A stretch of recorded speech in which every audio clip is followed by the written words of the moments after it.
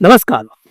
अधिक तो देखा गया है कि खाँसी के मार्केट में बहुत सारे सिरप हैं, पर आप ध्यान दें कि क्या कुछ वर्ष पहले 15, 20, 30 साल पहले इतने सिरप हुआ करते थे? नहीं।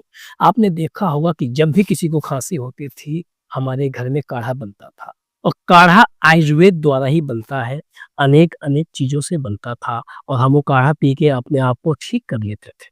अगर आपको भी खाँसी की समस्या है और आप बहुत सारे सिरप दवाइयों का इस्तेमाल कर चुके हैं, तो एक बार इस नुस्खे को इस्तेमाल करें और अगर आप नहीं करना चाहते हैं, तो ना करें पर इस वीडियो को शेयर ज़रूर करें कि ये नुस्खा उन लोगों तक पहुँचे, जो इस समस्या से परेशान हैं और उनको जो है नेचुरल तरीके से अपनी समस्या का समाधान मिले और कोई साइड इफ़ेक्ट भी ना हो। इसलिए इस वीडियो को शेयर भी करें, लाइक करें कि आपको मैं जो भी नुस्खे बताता हूँ कि उन लोगों तक पहुँचे, जिन लोगों को इस समस्या से नेचुरल तरीके से छुटकारा मिले।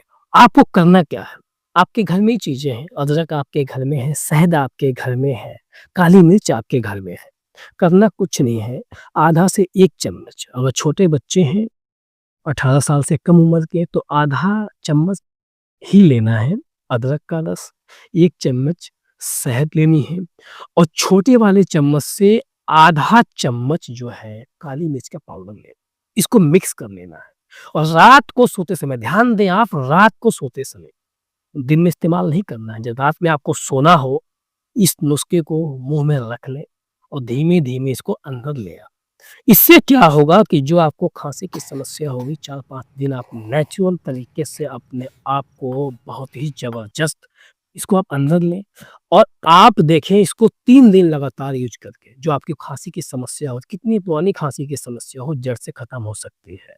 बस ध्यान रहे खाँसी होनी चाहिए, कई लोगों को टीबी की समस्या होती है, अन्य समस्याएँ होती हैं, तो उसकी जाँच करवाएँ, डॉक्टर को दिखाएँ। धन्यवाद।